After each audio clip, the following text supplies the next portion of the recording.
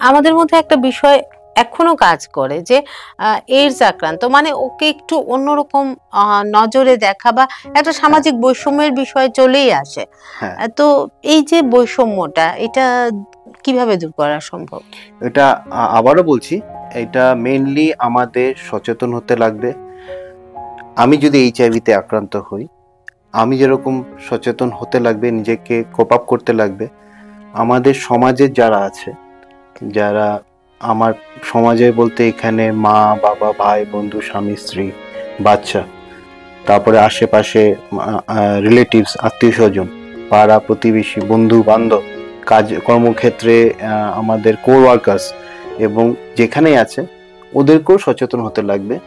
ওদেরকে মানসিকভাবে এটাকে গ্রহণ করতে লাগবে এবং বুঝতে লাগবে যে এটা হলো গিয়ে এমন একটা রোগ যেটা ছোঁয়াচে না। হুম, হুম।